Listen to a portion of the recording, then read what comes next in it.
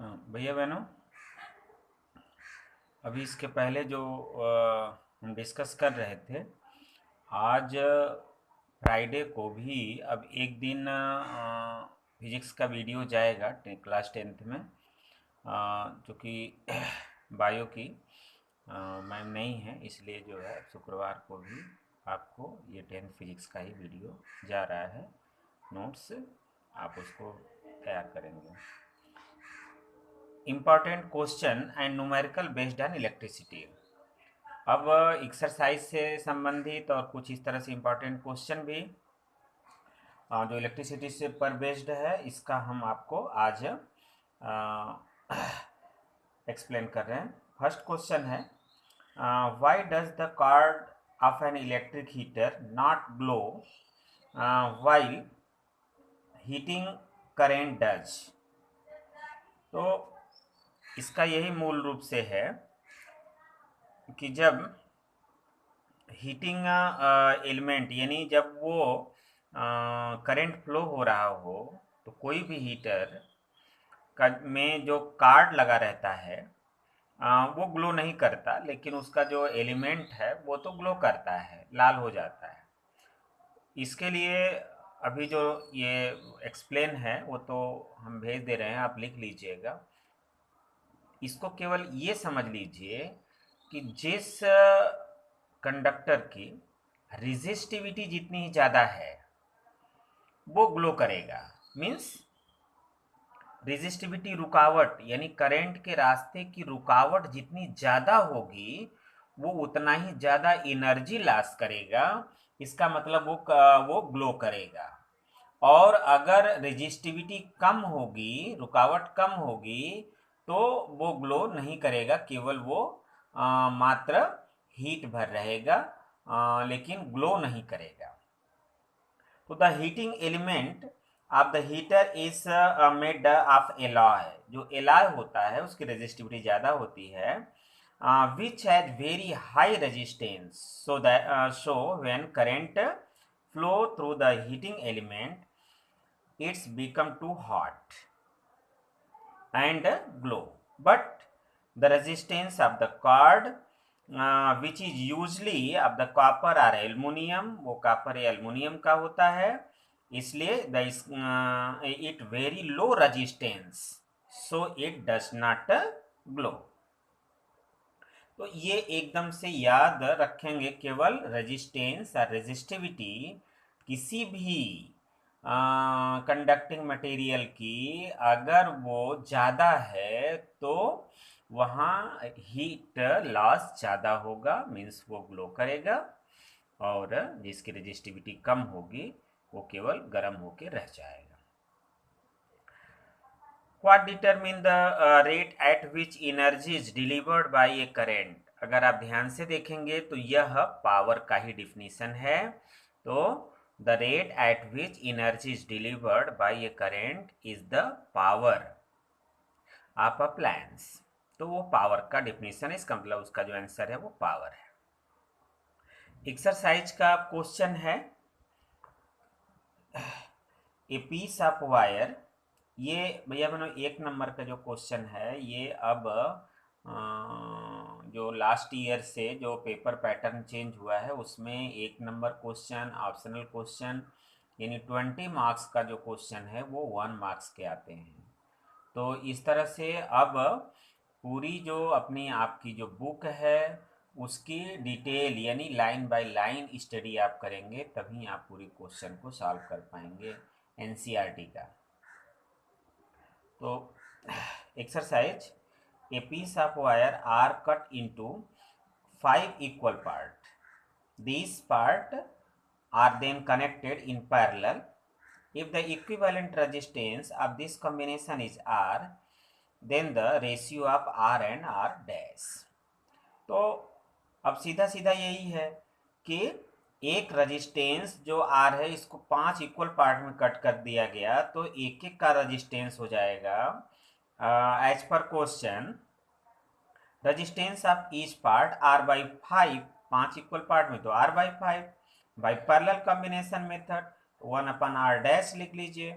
Is equal to 1/r/5 plus 1/r/5 कर देंगे तो ये उसका उल्टा हो जाएगा 5/r, सबको जोड़ दीजिए तो ये हो जाएगा 25/r। इस ये 1/r' की वैल्यू है तो इसका उल्टा कर देंगे, इसको यहाँ r को लेफ्ट साइड भेज दीजिएगा क्योंकि r/r' पूछा गया है तो r/r' इज इक्वल टू 25, ये आंसर है।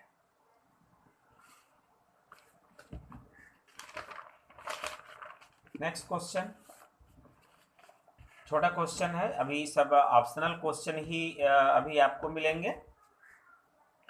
Which of the following term does not represent electrical power in the circuit. अब इसमें इलेक्ट्रिकल जो पावर है, जो फार्मूला है, वो 4 ऑप्शन है, इसमें 3 तो उसको रिप्रेजेंट करता है, एक रिप्रेजेंट नहीं करता, वही आपको बताना है। तो आप इसको ध्यान से देखेंगे तो आई स्क्वायर आर है, आई आर स्क्वायर है, वी आई है, वी स्क्वायर अपन आर है। इसका मतलब ये जो बी दिख रहा है I R square does not represent electric power. Question number 3, an electric bulb is rated 220 volt and 100 watt when it is operated on 110 volt, the power consumed will be। अब ये 175 वाट ये सब दिया हुआ ऑप्शन। तो अगर इस तरह से आप डायरेक्ट सोचेंगे कि 220 वोल्ट पर 100 वाट है तो 110 पर 50 वाट होगा। जनरल अगर कोई भैया बहन जो अगर बिना सॉल्व किए अगर लगा रहे हैं तो टिक लगा देंगे 50 वाट पर, वो रॉन्ग क्वेश्चन है। अब इसका जो बिना सॉल्व किए ये नहीं निकल सकता है। तो सबसे पहले केस में क्या है, V इज इक्वल टू 220 है तो पावर दिया है तो सबसे पहले उस फिलामेंट का रजिस्टेंस, चूंकि रजिस्टेंस चेंज नहीं होगा तो रजिस्टेंस निकाल लेंगे। तो P is equal to V square upon R, ये फार्मूला पावर का है। तो अब यहाँ से R इज इक्वल टू निकाल लीजिए, 484 ओम हो जाएगा। अब चूंकि रजिस्टेंस नहीं बदलेगा तो V 110 वोल्ट है तो अब आपका पावर क्या हो जाएगा, फिर वही formula P is equal to V square upon R और ये वैल्यू पुट कर दीजिएगा तो ये 25 वाट आएगा। अब ये 25 वाट देखिए आंसर आया है, जबकि आप ऐसे अंदाज से अगर सोचते तो वो 50 वाट होता, लेकिन वो गलत है। ऐसे ही जो ऑप्शनल क्वेश्चन भी हैं भैया बहनों, वो अगर न्यूमेरिकल में है तो आप बिना सॉल्व किए उसको टिक नहीं करेंगे। अब जैसे ये भी क्वेश्चन है, two conducting wire of the same material and of the equal length and equal diameter first connected in series and other than parallel in a circuit across the same potential difference, the ratio of the heat produced in series and parallel combination। अब heat produce पूछा जा रहा है तो heat produce और जो power है ये दोनों ही फार्मूले में, जैसे पावर में केवल टी वहाँ जो है पर सेकेंड का, वही टी जो है इस पावर के फार्मूले में नहीं रहेगा तो वो बन जाएगा पावर और दूसरा हीट। दोनों से आप लगा सकते हैं, दोनों ही सेम आएगा चूंकि पोटेंशियल सेम है, लेंथ सेम है, सेम डायमीटर है, केवल सीरीज और पैरेलल। तो register R equal, so power in series. अब पावर इन सीरीज के लिए जो फार्मूला जो पी एस है is equal to V square upon R S लिखेंगे यहाँ, क्योंकि फार्मूला है वी स्क्वायर अपन आर। तो अब ये हो जाएगा V square upon R S और आर एस की वैल्यू हो जाएगी 2r, अभी हम आगे दूसरे उसमें बता देंगे। और पैरेलल में हो जाएगा, इसको पीपी लिखा गया है तो ये पावर इन पैरेलल, तो ये वी स्क्वायर अपान, अब इसका जो पैरेलल का लिखेंगे तो आर बाई टू ये हो जाएगा आर अपान 2। तो अब ये हो जाएगा 2v स्क्वायर अपान आर। इस तरह से पी एस रेशियो पी कर देंगे तो वो वी स्क्वायर अपान 2r, और ये नीचे से उल्टा कर देंगे तो ये हो जाएगा r अपान 2v स्क्वायर और ये कट जाएगा, ये 1/4। ये सेकेंड मेथड जो देख लेंगे, ये फिगर से आपको ठीक से समझाया गया है, इसको आप ठीक से देख लीजिए। ये सीरीज में है और आर ये दोनों पैरेलल में है। तो इन दोनों का इन सीरीज जो इक्विवेलेंट रेजिस्टेंस 2R हो जाएगा, पैरेलल हो जाएगा 1/RP की वैल्यू 2/R, इसलिए RP हो जाएगा R/2। जो वहाँ डायरेक्ट लिखा गया था वो यहाँ पर आपको सॉल्व भी कर दिया गया। अब आप इसको HS/HP, heat produce in series upon heat produce in parallel, वो पावर से हो गया, ये हीट प्रोड्यूसिव। तो फार्मूला वही होता है V² upon RS into T. हमने पहले फार्मूला यहाँ लिख दिया है। तो और नीचे क्या हो जाएगा, V² upon RP into T. तो टी यहीं कट हो जाएगा। देखिए फिर से फार्मूला हमारा वही मिल जाएगा और दोनों की वैल्यू पुट कर दीजिए। तो ये V² अपॉन RS, पहले हमने इसी को बदल दिया है, इंटू अभी RP चला जाएगा ऊपर, RP अपॉन V² से कट गया, और RP की वैल्यू पुट कर दीजिए, ये R/2 इंटू RS की वैल्यू पुट कर दीजिए 2R, RR कट गया, ये 1/4, यानी HS ratio HP is equal to 1/4। अब ये भी एक नंबर का क्वेश्चन है। How is the voltmeter is connected in the circuit to measure the potential difference between 2 points. ये पीछे भी इसको हमने बता चुके हैं कि हमेशा वोल्ट मीटर जो लगाया जाता है वो always connected in parallel to the resistance. अब जो एक क्वेश्चन ये है, ये थोड़ा सा बड़ा क्वेश्चन है, ये 3 नंबर में क्वेश्चन आएगा, इसको ध्यान से थोड़ा समझ लीजिए। A copper wire has diameter 0.5 mm and resistivity of the 1.6 into 10 to the power minus 8 ohm meter. What would be length of the wire to make its resistance of 10 ohm? How much does the resistance change if the diameter is doubled? तो इसमें दो question है। पहला तो what would be length निकालना है, फिर नीचे ये चेंजिंग का भी निकालना है। और अब आप इसको देख लीजिए, डायमीटर है 0.5 mm। सबसे पहले बताया गया भैया बहनों, गिवन जो लिखेंगे वो इसके सिंबल में लिख करके और SI यूनिट में चेंज करेंगे, यानी 0.5 into 10 to the power minus 3 metre हो जाएगा। रो ये रेजिस्टिविटी का सिंबल है, 1.6 into 10 to the power minus 8 ohm metre. R is equal to 10 ohm दिया हुआ है, तो लेंथ निकालना है। Formula R is equal to rho L upon A। तो A जो है वो क्रॉस सेक्शन एरिया है, क्योंकि इसमें डायरेक्ट क्रॉस सेक्शन एरिया नहीं दिया है, तो πr², या क्या होता है जो अगर डायमीटर के रूप में लिखें तो πd²/4, क्योंकि r की वैल्यू होती है d/2, तो उसका स्क्वायर कर देंगे πd²/4। तो अब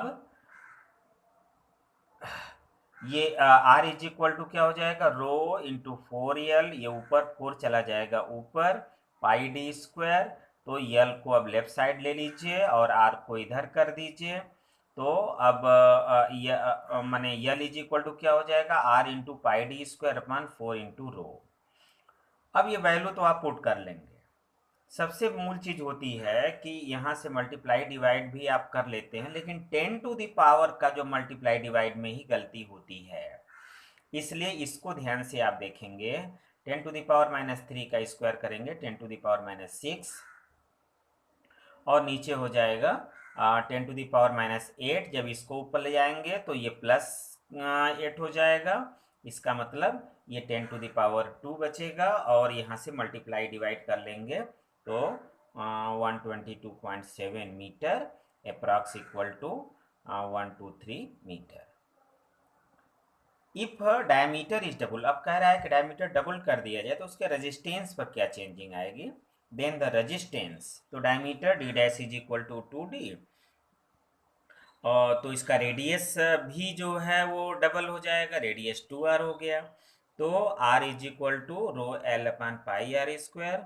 तो r dash is equal to rho L upon pi R dash square, दोनों का लिख लीजिए चूंकि हमको रेशियो बताना होगा। तो अब यहाँ पर आर डैश की जो वैल्यू है वो 2r पुट कर दीजिए, तो रो एल अपान पाई 2r का होल स्क्वायर हो जाएगा।